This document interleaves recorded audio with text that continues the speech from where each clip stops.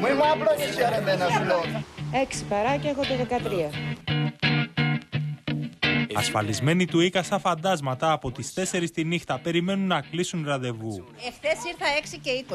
Προσπάθησα και με το τηλέφωνο, αλλά ήταν αδύνατο. Και σήμερα ήρθα 5.30. Μήπως και πάω σειρά. Λένε τα κορίτσια μέσα, έλα λέει αύριο πρωί. Λέω θα έρθω να κοιμηθώ εδώ για να είμαι σίγουρος. Ασφαλισμένη σε ρόλο υπηρεσιακής διευθύντριας, μοίραζε νούμερα σε όσους έχασαν τον ύπνο τους για να βρουν ένα ραντεβού έστω τον επόμενο μήνα. Το ρολόι δείχνει 5 και ήδη 7 άτομα στέκονται στην ουρά. Το υποκατάστημα του Ίκα δείχνει να είναι το μόνο σημείο στην πόλη όπου υπάρχει κίνηση. Ήρθα και χτες. 7 η ώρα. Αργήσατε χτες.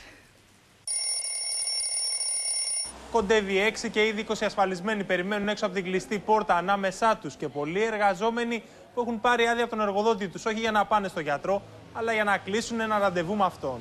Από το τηλέφωνο δεν μπορώ καθόλου με τίποτα. Στη δουλειά τι ώρα θα πάτε? Έχω πάρει λίγο άδεια.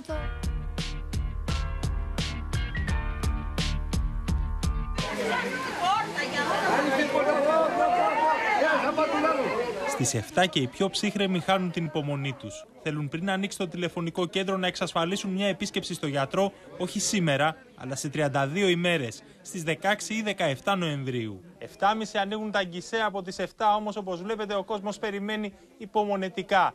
Η ουρά ξεπερνάει τα 70 άτομα, βγαίνει έξω από το κτίριο.